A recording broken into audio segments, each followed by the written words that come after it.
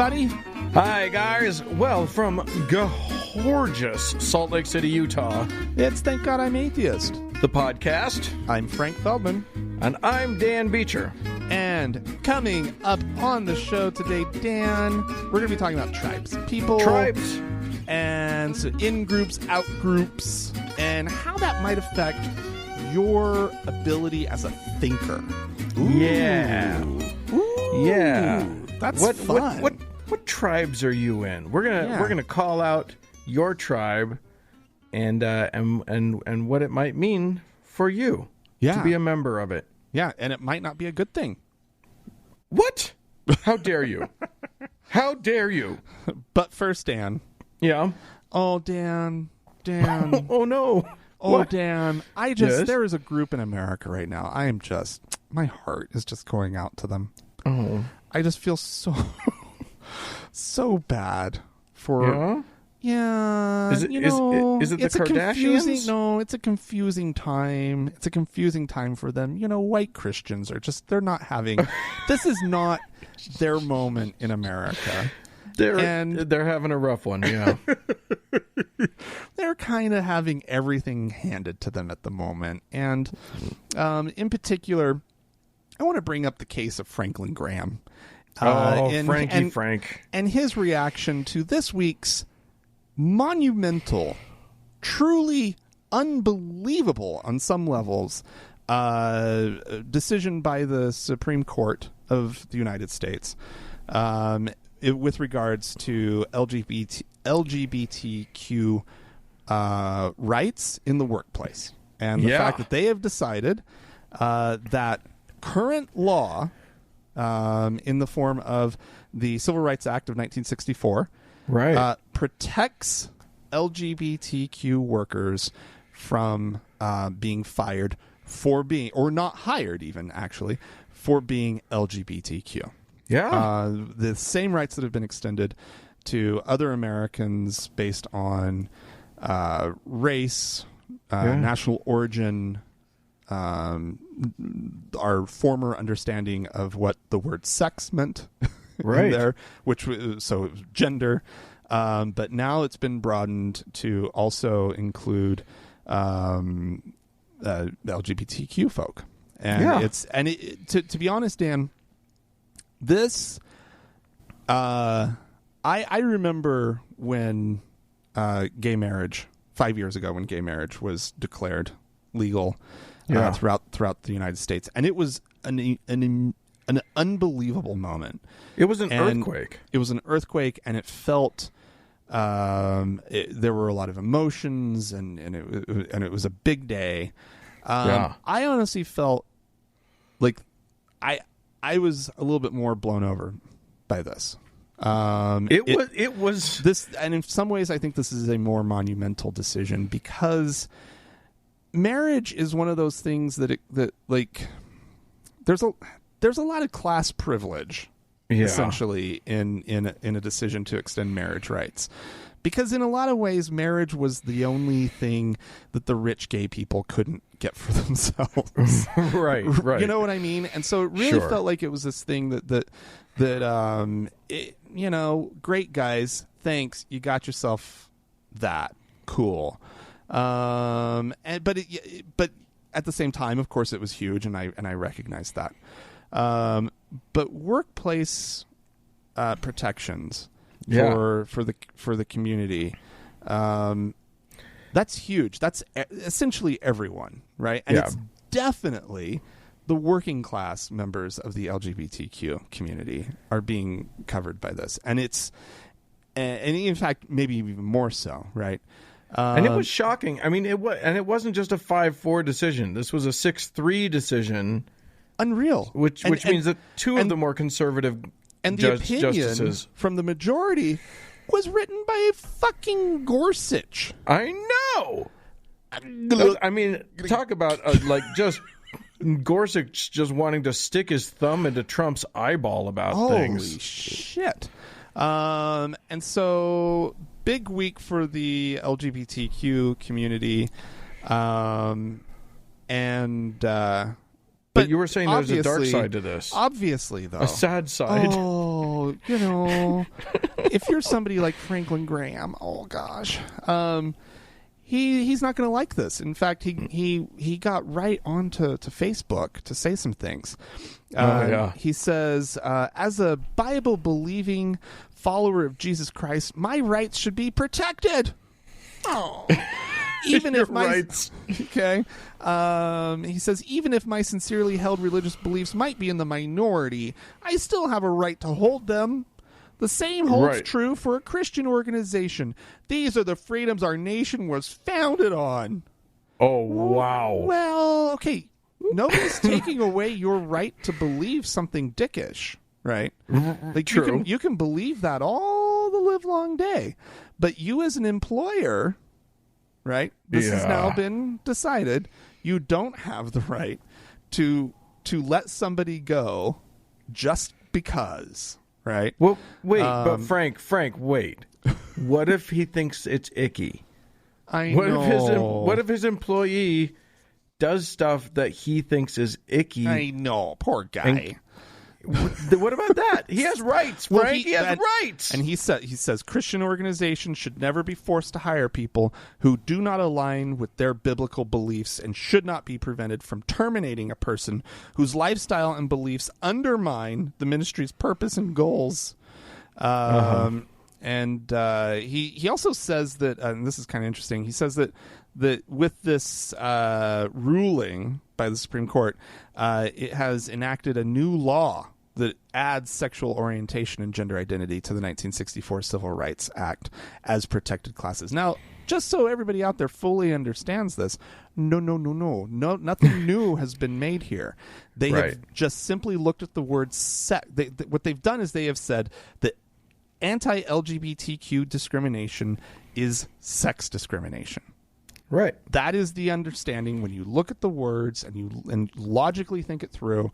That is what LGBTQ discrimination is. Yeah, the logic was basically like, if I can't fire a man for having sex with a woman, then I can't fire a woman for having sex with a woman. Yeah, because essentially something. Yeah, they're doing the same thing. If you can't fire one for doing it, then and the other one's doing the same thing, you can't fire the other one for doing it. And very, very interesting stuff.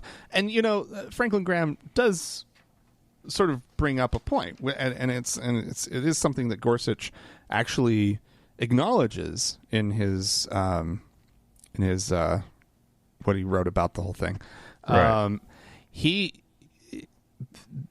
said, that this is not essentially he said that this is not the final time that the court is going to be hearing cases on this, right? Right. And that this does not decide some religious consequences, right? That these are things that are going to have to be ironed out in the future. And so this is going to be an ongoing thing, but in the meantime, it is monumental. It is it was I was sitting at my computer. I was working. I hadn't seen that news yet. Maybe it hadn't even hit yet. I don't know. And I just could not listen to NPR. And so I turned it to the BBC World Service. And that's where I heard it. Was just and I remember like I was just working away, and then they said it. 5 seconds passed, and I said, wait, what the fuck did they just say? Yeah. And so I immediately got online and looked up the news. And shocking. Anyway, it was shocking. And now then they said DACA was good. Yeah.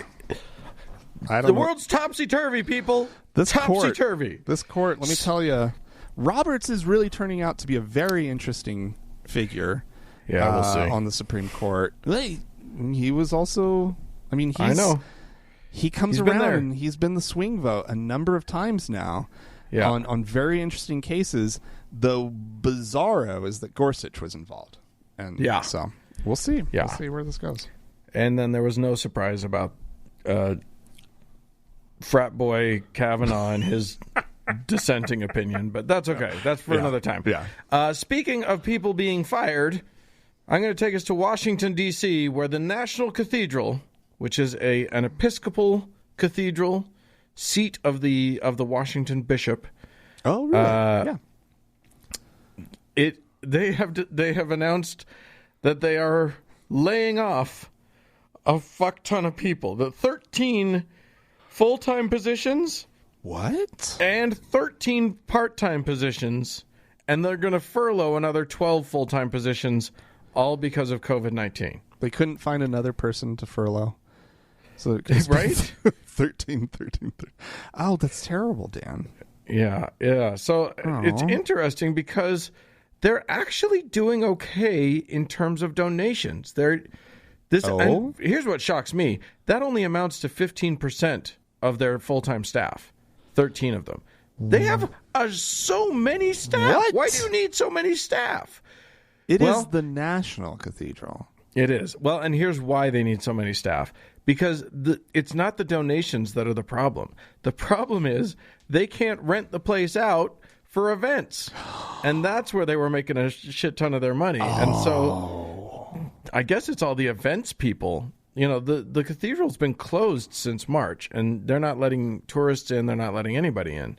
Oh. So while they're doing okay with, I was sad to find out that they were doing okay with donations because, frankly, we just don't need as much. We don't need that much religion in this world. We're okay. No, yeah, I mean, fair enough. But I mean, Episcopalians, they're harmless, right? No, they're not. They're less harmful than some. Sure. Yeah. Agreed. But yeah, I mean, the building itself is interesting. It's a sort of neo-Gothic thing. Mm-hmm. It's. I've never actually been to it, but the pictures are pretty. Yeah. I went weird... when I was a child. I didn't fully know what it was. You know, yeah. I was 10, and my family was in Washington D.C. And we went to the National Cathedral, and I honestly thought, I was very confused. I was like, well, what about separation of church and state? Because it was like I was smart enough at 10 to be like, well, how do we have a national cathedral? Yeah. It turns out they just call it that. They just call it You're that. allowed to, if you're in Washington, D.C., you can just say, hey, this is the national coat hanger. and then you can charge people admission to see it. Absolutely. All right. Well, cool, Dan. Yeah. This is actually interesting news from the Catholic Church. The Vatican has come out and as gay? I mean, we all knew, but that's surprising. The entire institution. Yep, we're gay. We admit it. It's okay. What are you gonna do? Are we gay? Yeah. They have come out and they are officially suggesting to Catholics around the world to disinvest from fossil fuel industries and from gun and defense. I guess armaments is how it's referring to it in the article. Oh, okay. The armament industry, and to closely monitor companies in sectors such as mining to see if they're damaging the environment, and basically saying you shouldn't be investing in them. You should not be profiting off of their degradation of the environment and also their contribution to death, essentially, right? Right. And this is all coming. It's coming out on the 5th anniversary of, and you may recall this, Pope Francis. He had an encyclical that came out, Laudato Si, about 5 years ago, the 5th anniversary, on the need to protect nature, life, and defenseless people. Do you remember that? I remember there coming out with a very strong statement. I remember something about it. Yeah, and so this is all meant to kind of continue that work, and to sort of clarify the church's stance. They say that Catholics should shun companies that are harmful to human or social ecology, such as abortion. They include that, and armaments, and to the environment, such as fossil fuels. Well, I'll definitely take their support of the environment and sort of, guns and weaponry and whatnot. maybe those industries don't need a lot of our support. Right. I don't like that whole comment about abortion, but hey, I'll have you on our side for the environment. How about that? You know, I think that's that's a remarkable thing for them to come out and actually say, you know, because I mean, look, there are a lot of fucking Catholics in the world, and if they all actually like listen to this, it would be a powerful gesture. Yeah, I mean, they're not gonna. Like, if I know anything about religious people, they're less religious when it comes time to make money. That's what I've learned about Mormons. That's what I've learned about everybody. But maybe I'm wrong. Maybe some folks will listen. Have some integrity. I like the idea of sort of conscientious investment. I think that keeping your investment, like paying attention to who you're investing in and what those companies' practices are, is a good way of voting with your pocketbook. Yeah. And if I had any money that any company would even close to notice, that would make a difference. My paltry investment portfolio is not anything any companies are. Walmart's not shaking in their boots that I'm not investing in them. Anyway, that's great. Good for the Vatican. I am going to talk a little bit about our president, Donald John Drumpf, and China, or as he calls it, China, because he has a very interesting relationship with that country. He loves to blame them for everything, and he loves to love on them for everything. I know. He's a very weird dude. So, apparently, here's the thing. Trump just barely signed a law that basically calls for sanctions against certain Chinese officials for who are responsible for the detention camps holding more than 1 million Uyghurs from Western China. Yeah. The Uyghur population, for those of you who don't know, is China's Muslim population. Yeah. And because they are a not only an ethnic but a religious minority there in China, the Chinese government has scooped up more than 1 million of them, which I think in China doesn't actually even register as a number of people, but that's okay. And they've put them into what they've called re-education camps, which are basically torture camps, where they try and brainwash people into no longer being Muslim. Also forced labor camps too. Also forced labor, yes, because they're teaching them a trade, Frank. Yeah. They're teaching them a trade. Yeah, no, the Uyghur camps are unbelievable. It's horrific. Yeah. It's and it's a human rights violation, and it's awful. And it's interesting that the Trump administration is actually doing something about it, which is great. Right. And I applaud them. However, in the same moment as that's happening, also what's happening is that John Bolton's book, former National Security Advisor John Bolton, his book's coming out, and one of the snippets that he leaked or that he published somewhere apparently says that Trump, in a meeting with President Xi of China, told President Xi that he was super on board with those camps and keep the good work going. It was in a meeting that apparently only the two of them and translators were attending, but Bolton claims to have talked to one of the translators, and that's what apparently our president said. Oh my God. Which doesn't surprise me at all, frankly. Our president is a wildly racist and horribly anti-Muslim, Islamophobic dickhead.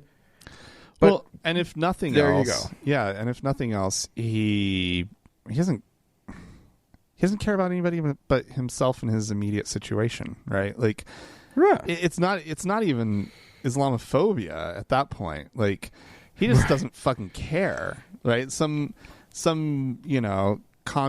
of the Communist Party in China, right? The president of the country, is up to something. He'd rather be in good with Xi than actually take a stand on an important humanitarian issue. Well, he doesn't even understand it in humanitarian terms. Like, I'm convinced of this. Yeah. He doesn't understand it at all. Right. What he understands is this guy had a problem in his country, and he got tough with him. Yeah. He got law and order with him. Yeah, exactly. And that's what he cares about, and he loves that. He loves that concept, and he wants to do that here with Antifa, that Jesus terrible Christ. group Antifa. Yeah. I need to meet those guys. Yeah. You know all those people, that organization, Antifa, that's out there? Yeah. Anyway. Okay, Dan. Yeah? All right. So, back to this country. And yes. Back to Utah specifically. This moment that we're living through, and I guess I have to say which moment, through the Black Lives Matter protests and this seeming awakening that's kind of happening in this country right now over the issues of race and specifically the conversation is around policing. But obviously there's a lot more that's going on, and I think a lot of people are coming to terms with a lot of the racist past of this nation, and a lot of the we see the Confederate statues, the figures, like the Confederate generals, the statues of the Confederate generals in the South being torn down. Yeah. And it's great. And people are asking hard questions about people who are being honored through statues, or maybe even just by something being named after somebody, like the military bases, right? Right. And Fort so Bragg. The way that this ends up playing out in Utah is the fact that Brigham Young was the founder of this state and the second president of the Church of Jesus Christ of Latter-day Saints, and the first territorial governor. That he was an adamant and outright racist. He loved his racism. He loved it. And so I actually, lest anybody think that we might, I want to read some stuff that the man said. And this is very much on the record type stuff, because it's very much in front of a joint session of the legislature. The Utah State Legislature. By then Governor Brigham Young, and the title of this little discourse is "Giving Counsel on a Bill in Relation to African Slavery." This is from January 1852, and he says, "I have this section in my hand headed 'An Act in Relation to African Slavery.'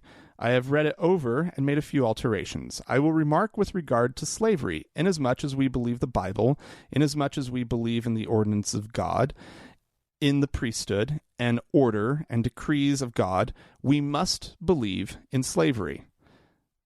This colored race have been subjected to severe curses, which they have in their families and in their classes and in their various capacities brought upon themselves. And until the curse is removed by him who placed it upon them, they must suffer under its consequences. I am not authorized to remove it. I am a firm believer in slavery." I did not change. That is one paragraph of this thing. Normally I'll skip over stuff when reading it. No. Nope. Not that. That is the whole thing. He goes on. He was a peach of a guy. Yeah. Really a sweet, sweet fella. He says, they enjoy the privilege of living humbly before the Lord, their great master. They enjoy it, you guys. Come on, they love it. They enjoy the privilege. So as to enjoy the Spirit of the Lord continually. In short, as far as the common comforts of life, salvation, light, truth, enjoyment, and understanding are concerned, the black African has precisely the same privilege as the white man. What in the fuck? He continues. But they cannot share in the priesthood. They cannot bear rule. They cannot bear rule in any place until the curse is removed from them. Obviously. It's obvious when you think about it, frankly. When Kimball, it was Kimball, right? Spencer W. Kimball, the president of the church in the late 70s. He didn't talk about the curse being lifted, did he? No. Yeah. No. You think he would? No, well, not in the moment that he changed the policy. No, not in the official statement.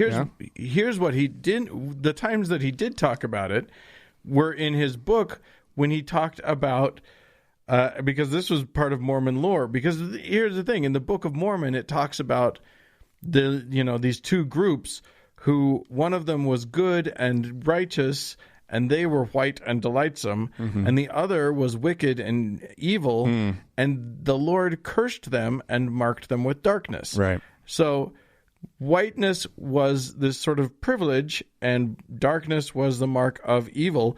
And in the Book of Mormon, as people became better, they became whiter. Yeah. And that was a belief that that Mormons carried for a long time. Yeah. And even Spencer W. Kimball, who eventually was the one who ended up granting blacks sort of full enfranchisement in the church, but in a book that he wrote, he talked about a Mormon family that took in two Native American kids and how, as they got more educated and as they became, sort of more culturally white, they also visibly grew whiter too. Oh my, yeah. So, it's not a great history. No. in terms of racism. Yeah. And there's one. They haven't done great. One more little thing I wanted to read. When the Lord God cursed old Cain. He's Old Cain. He said, until the last drop of Abel's blood receives the priesthood, and enjoys the blessing of the same, Cain shall bear the curse.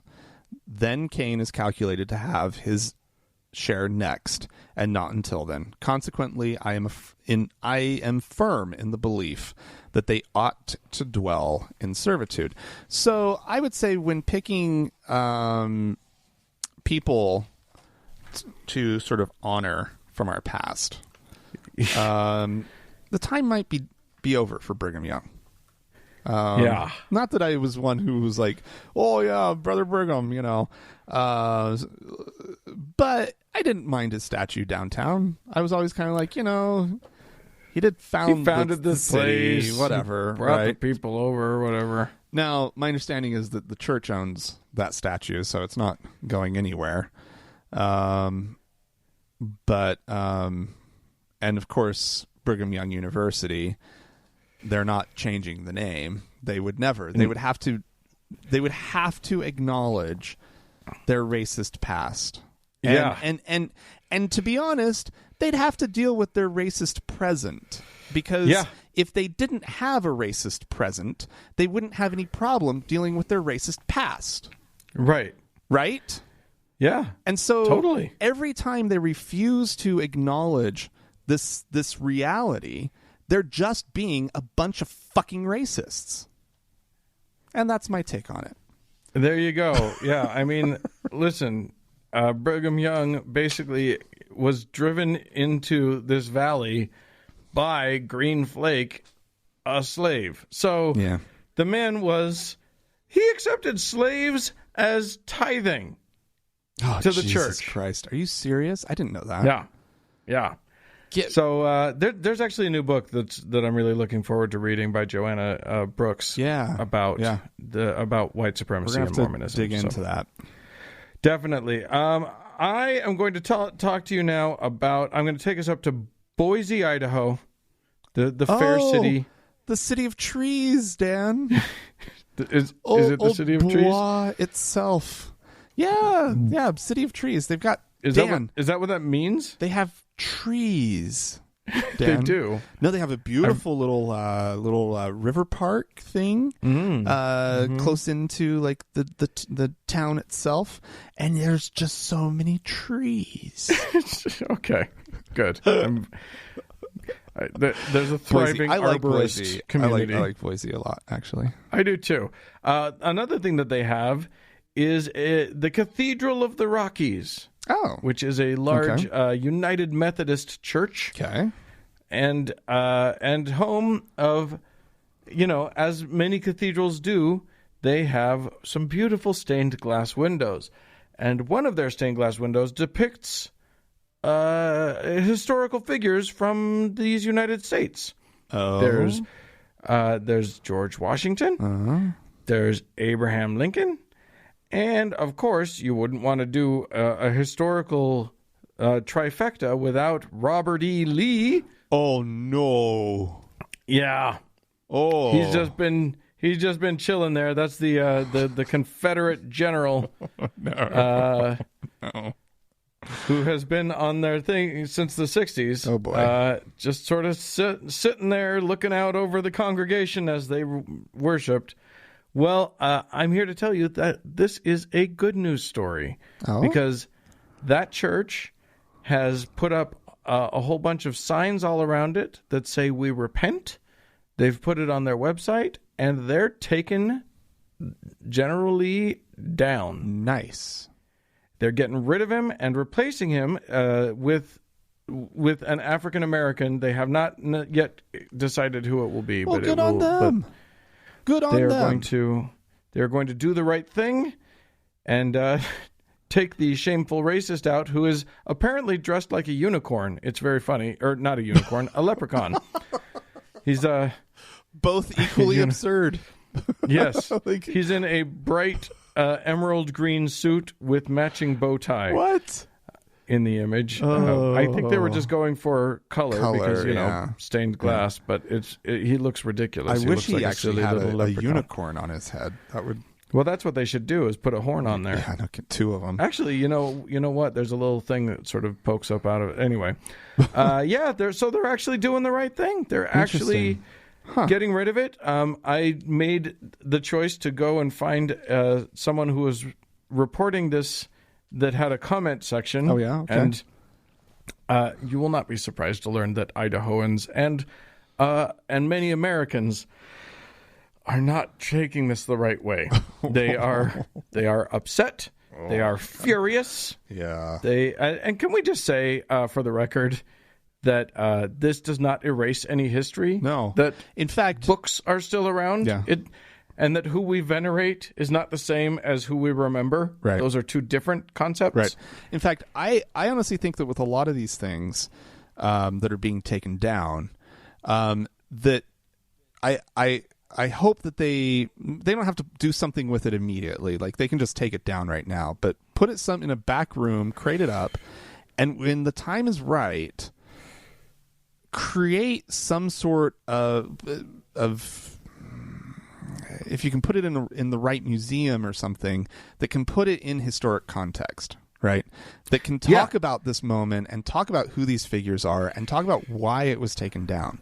Because it's important that we don't forget this process, right? That this is something that we learn how to do as a society, which is address these hard things, right? And these hard parts of our past, and learn how to talk about them, and learn how and if nothing else, or hopefully to understand them, right, in their correct context, right? Obviously, up in on display with the same stature and nothing helping you understand what this is all about. That's wrong, right? And these things have to be taken down. But right, and putting it in, giving it pride of place in an important place in a city or a building. Yeah. That's a problem. Yeah. So, like, yeah, when we've got Brigham Young in a statue of Brigham Young in our Capitol building, right, and that's a problem. Yeah. It's not, and even though he is a founder of this state and he's an he's definitely a hugely important figure in this state.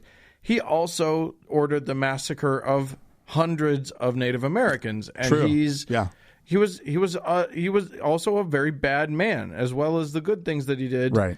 He was a very bad man. So we can recognize all the parts of the history, right, and maybe not venerate quite so much. Right. And statues and stained glass windows and anything of the sort. Yeah. Venerates. It honors. Yeah. That's right. Absolutely. That's right. Yep. All right. Well, if you have anything you'd like to add to this discussion, please feel free to write into us. podcast@thankgodimatheist.com is the address. Or call and leave us a voicemail message. The telephone number is 424-666-8442. Yeah, hey, go to the Facebook page, facebook.com/TGIAtheist. There might be some cool stuff coming down the pike in the next few months, so make sure that you see it and click the like button. And also, while you're on Facebook, search for the TGIA Members Only Lounge and request to join. It is a closed group, but we will let you in. Also find us on Twitter @TGIAtheist. Yeah! More to come.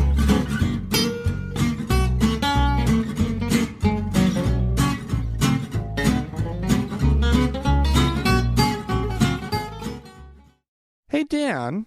Yeah. So a little bit of audio went big time viral this week, and we thought we would play it. Yeah. This is Pastor Louis. Louis. Oh boy, Giglio. You speak Italian. Come on. I know how it's supposed to be said, and I know that it would not be Glio. Right. So it's either Giglio or Giglio, right, instead of the Giglio, which it should be. But anyway, right. So Pastor Louis Giglio, from I like Giglio. Giglio, from the Passion City Church in Atlanta. Yeah.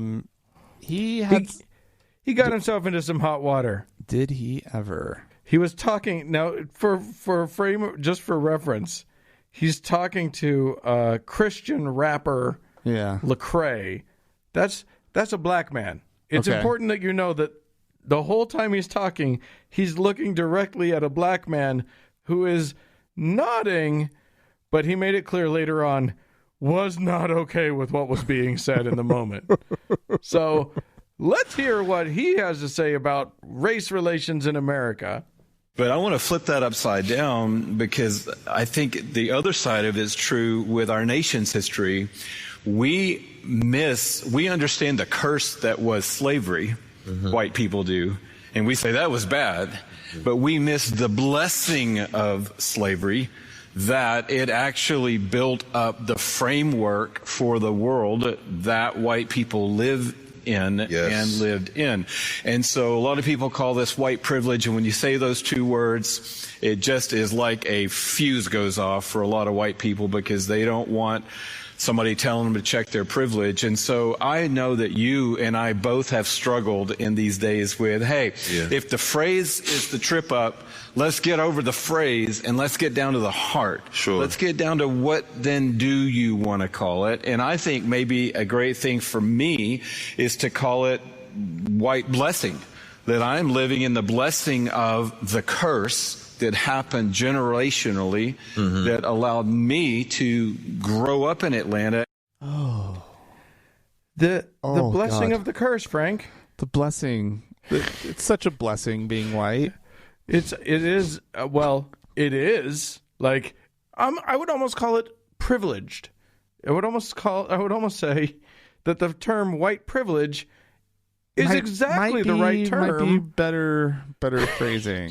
Jesus boy, Christ. it's cringy. It's so cringy to hear. So bad. Oh my God. The issue for me, the thing that I'm hearing in this whole thing, right, is that we somehow need to make this easier for white people. Right.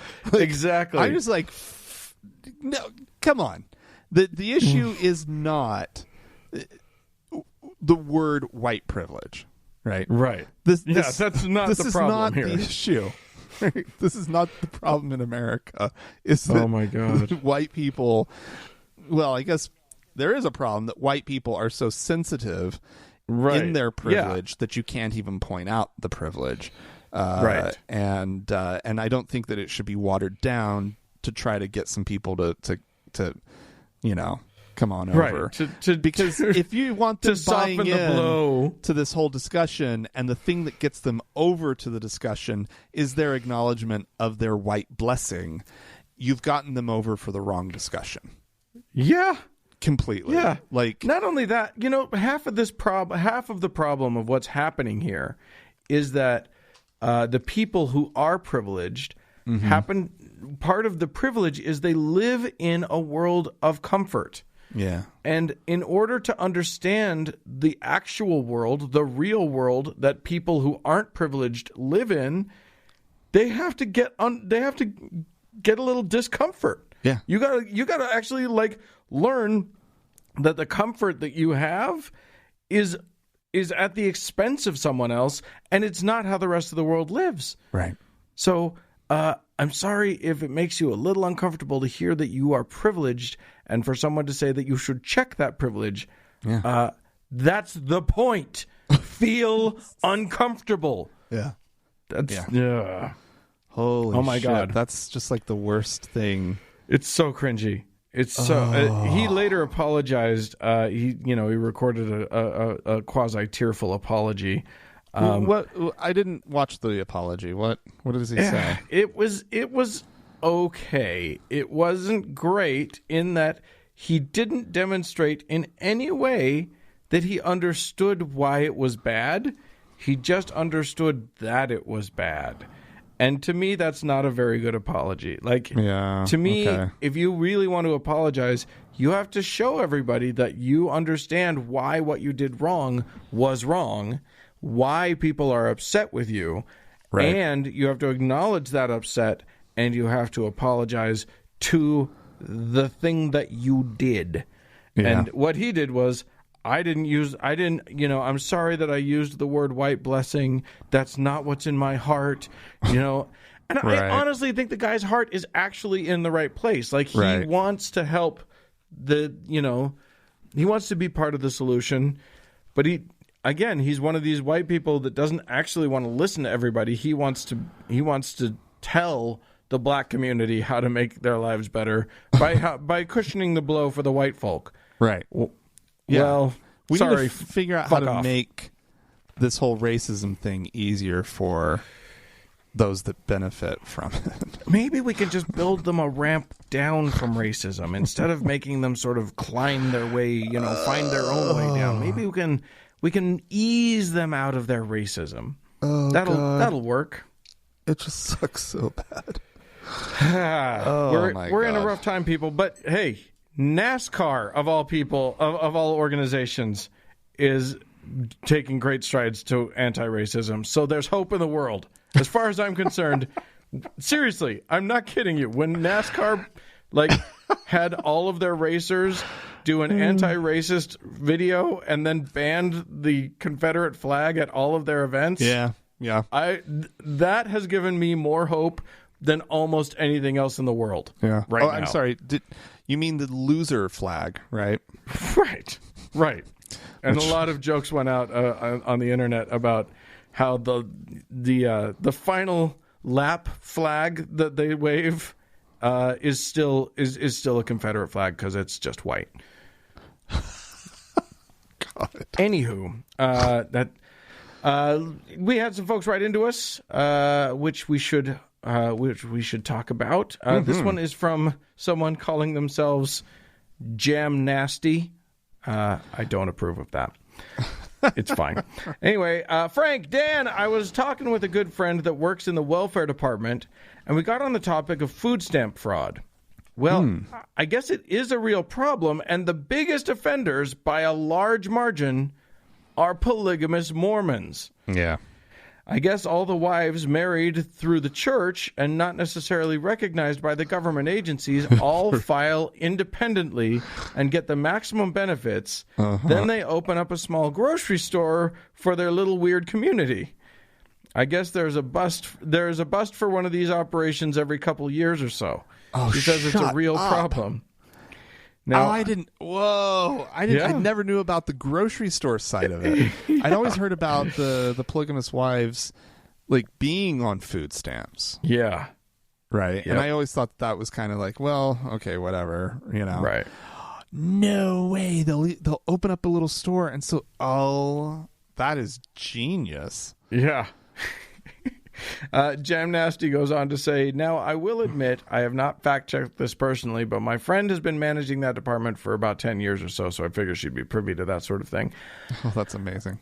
Yeah, and we've definitely heard of that. That's actually a very real thing because, they all file as single parents, even though they're not technically single in their eyes. They are in the state's eyes, and so they get...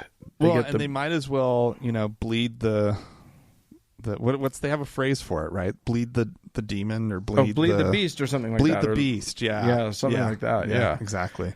Because they're defrauding the government, which they think is evil, it's okay. Yeah, exactly. You can justify anything, I guess. Yeah. Wow, that's awesome. Okay. There you go. Okay, fine. I'll read the side note. On a side note, Frank, I absolutely adore your laugh. It is the cutest thing. It's too bad you're taken and I'm straight, says Jam Nasty. Aw, Jam Nasty. Thank you. So there you go. Paul wrote into us, Frank and Dan, love the show. I just listened to the last episode where you talk about the apparent inevitability of violence intermixing with religion.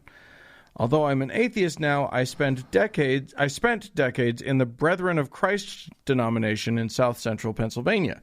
The Brethren in Christ, or BIC Church, broke away from the Mennonites over the method of baptism.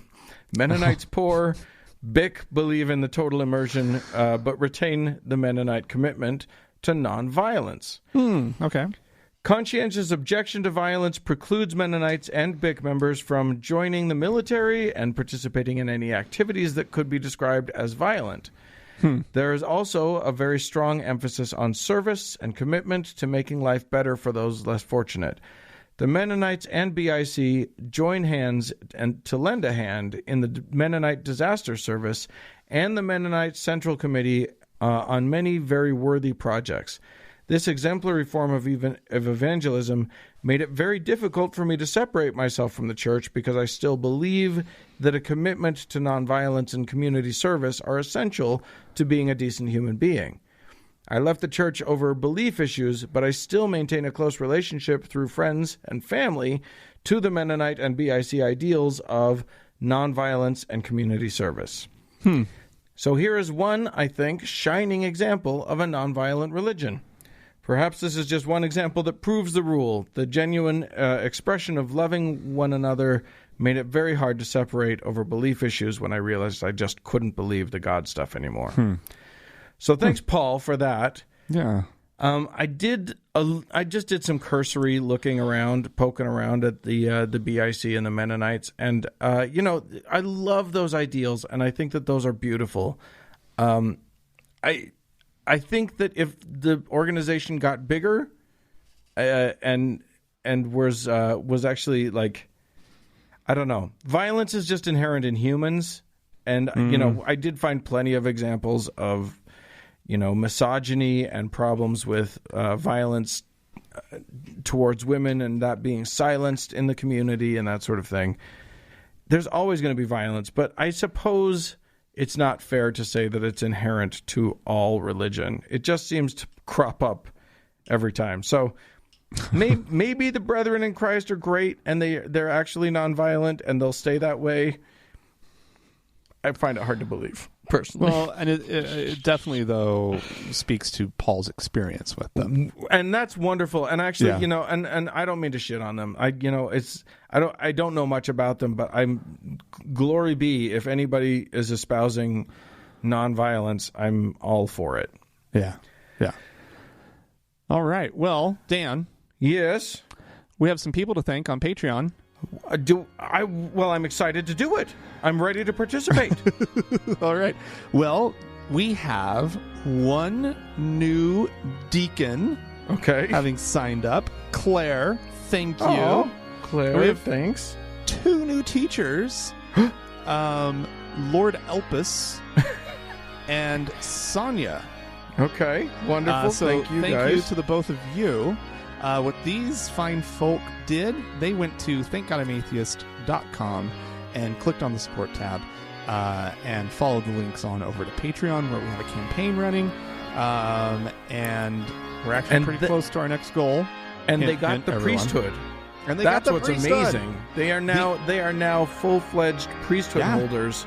They have offices, all 3 of these, in the Aaronic priesthood. Yeah. Meaning, deacons get to awkwardly stand in church while passing around the sacrament and don't know what to do with their hands when they don't have the tray. And then our 2 teachers, they get to set the whole thing up. Yeah. Arrive a little early, put a blanket down or a sheet down. They have tablecloth.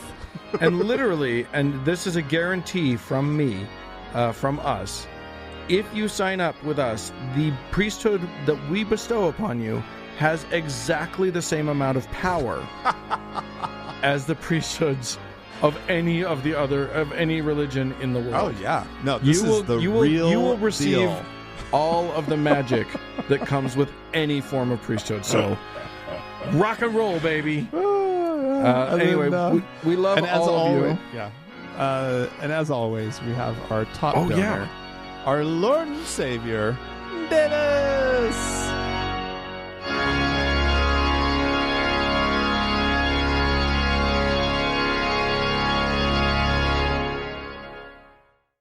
Hey, Dan. Yeah. Turns out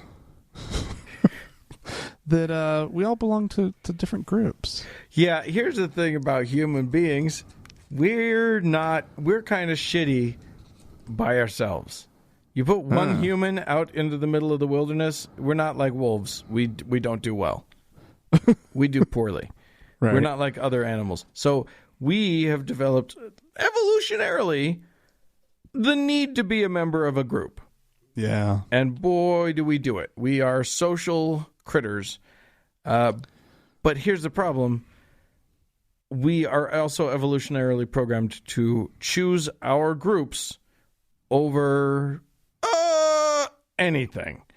And we become quite shitty quite quickly when it comes to that. And I wanted to talk a little bit about it because here's the thing. I was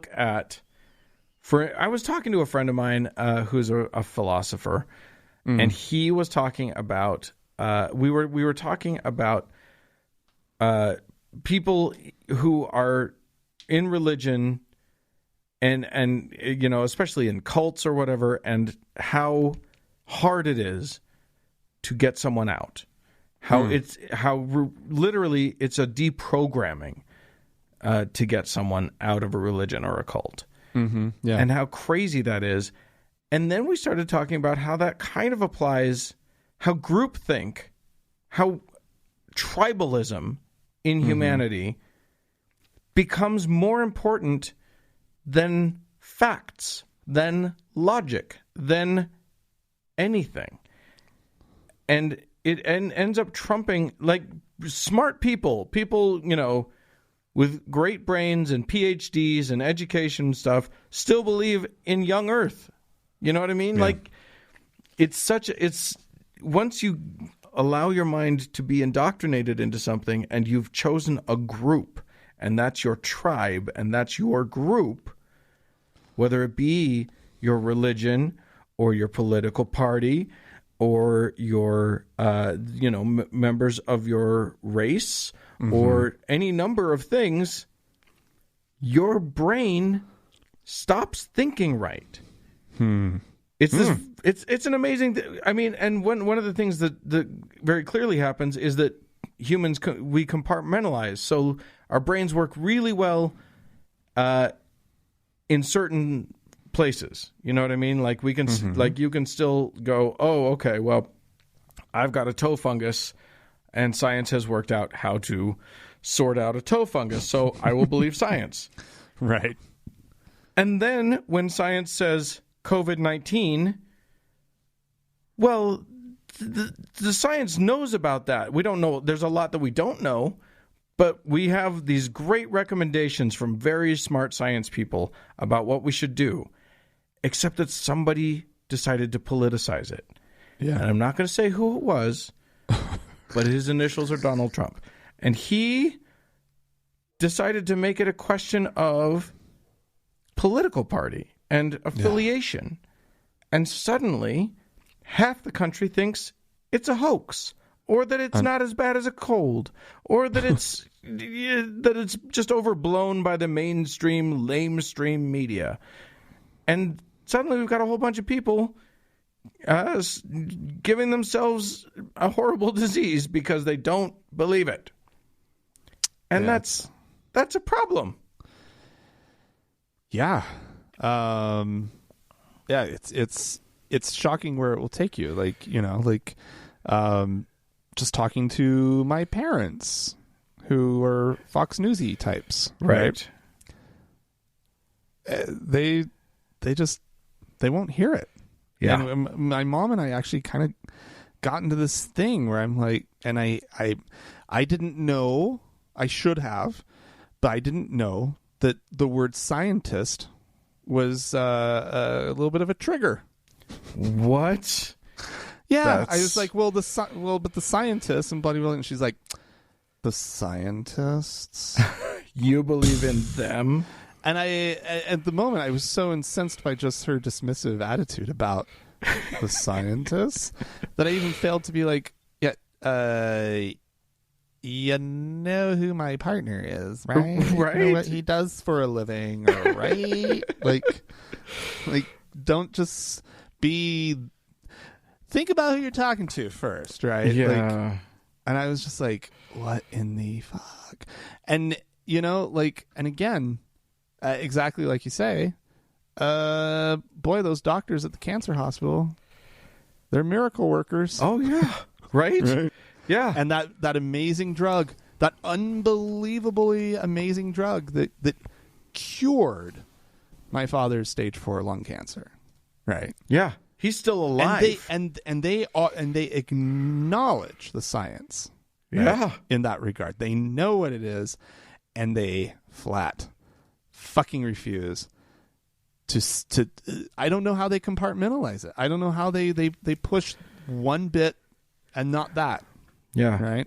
The more I think about it, the more I think that group affiliation, even in groups that I love, even, you know, group, like, you know, if you love your atheist group or whatever, group affiliation, there's a danger that your brain will work worse because of it. Because when something threatens the group, or when something threatens to make the group look bad, or when somehow the group is not great, you end up being in danger of bad thinking. Yeah. Well, and what's interesting though is this sort of hierarchy of those groups, because everybody's placing different emphasis onto the different groups that they're in, right? Because there's an obvious group that my mother and I both belong to, i.e. the group of the Feldmans. Yeah. Right? There you go. Or just, you know, our little family unit. Right. And she has chosen that her allegiances to other groups are more important than her willingness to trust her child, right? You know, her college-educated child. Well, in fairness, you are an apostate. So, well, I know, and that, you've proven and that you can't be fully trusted. I know, and but it's just interesting that like which groups people are willing to align with more, right? Yeah, than the people that they know, very well. Yeah. Right. And this applies, this doesn't just apply to conservative thinkers or whatever. It applies Absolutely not. Yeah. to, I saw a friend post on Facebook. I'm in a few groups that are like, Utah filmmakers or whatever. And a friend of mine who makes her living in the film world posted a thing that said, hey, vote for this governor, gubernatorial candidate. He supports our industry. He supports the film industry. Oh, wow. And I was like, yeah, okay. What else does he support, though? Like, Right. if you're a single issue voter, you're failing. You have to look at a much bigger picture because, look, Trump's only in office because there's a significant number of people who want to save a bunch of unborn babies. Yeah. They ignored grab them by the pussy. They ignored I could go out on Fifth Avenue and shoot somebody. They had to walk through a minefield of bullshit, let alone the fact that the man's just a boorish imbecile. Right. And they surely in every other context could see that. Yeah. In any other context, they would recognize him as the buffoon that he is. Yeah. But they needed to save the babies. And that was one issue, and that was all they cared about. And we're reaping the consequences now, being, one of the worst COVID-19 countries in the world, where other countries have significantly, Germany is sailing through this. New Zealand's did an amazing job. Yeah. And our country for the entire month of February, our leader was just like, no, there's nothing to see here. Don't worry about it. It's going to go away. It's like magic. It'll just go away. Don't worry. I know. I mean, if I would actually take being in a little bit of a mess, a la Sweden, if it had just been intelligent people working on a real theory, trying to navigate our ways through it honestly and legitimately, but still kind of end up with a mess on our hands, right? Because you're doing the Walter quote from Lebowski. Say what you will about National Socialism, at least it's an ethos.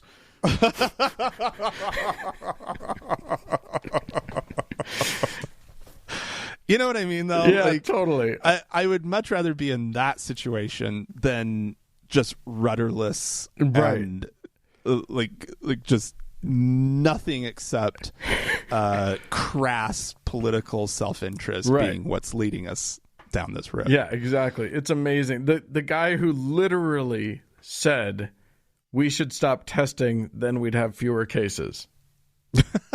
Okay, that's who's in charge of this thing. Great. We're going to do just fine. So, I mean, and what's amazing is that certain people are actually breaking off from their affiliations. A few people, the numbers are dropping for our president, but not fast and not a lot and not in the ways that you'd think it should if people were using their brains right. Yeah, or in the ways that would make me feel hopeful about this fall. Yeah, no, don't get too hopeful. Everybody still has to put their nose to the grindstone and put in the work to get this guy out. But the point for me is a watch out for your tribes thing, because it's not a matter of like you don't have to abandon your tribe. Whatever groups you love, you don't have to abandon them. You don't have to. You don't have to think they're bad, but understand that groupthink is not as good as you thinking, and that going with what the group says isn't always the right answer. And so questioning your tribe is a good thing, even if it feels a little scary. I think that's the idea. Nice. All right, we'll leave it at that then. If you guys have a tribe that Frank, you had proposed when we were talking about this that the Good Thinkers tribe or something like that. All right. Yeah, I was like, well, what about, if you get yourself stuck with the good thinkers? Yeah, well, there you go. It might affect your thinking. There's the loophole. If you have a loophole tribe that you'd like to talk to us about, or a tribe that makes things so much worse, please feel free to write into us about it. podcast@thankgodimatheist.com is the address. Or call and leave us a voicemail message. The telephone number is 424-666-8442. Totally. Go to the Facebook page, facebook.com/TGIAtheist. I promise you, cool things will come of it. And while you're on Facebook, search for the TGIA Members Only Lounge and request to join. It is a closed group, but we will let you in. Also find us on Twitter @TGIAtheist. Yes, indeed. Hey, thanks so much to all of you. Thanks to Danny and Amy for being moderators on the Members Only Lounge. And a big thanks goes out to the Red Rock Hot Club and to Gordon Johnston for the use of their music. And thanks to all of you within earshot of this podcast for tuning in. We sure do appreciate you. Bye-bye.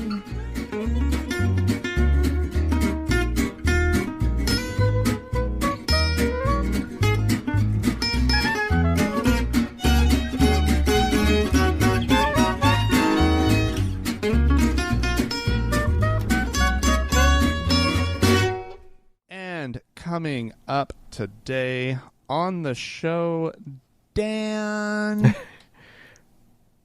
Do you remember what we're going to talk about? What were we talking about? We're going to talk about tribes.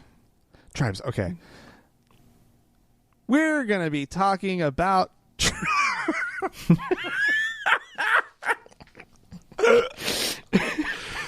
That's so stupid. You want to take another run at it? Yeah, but...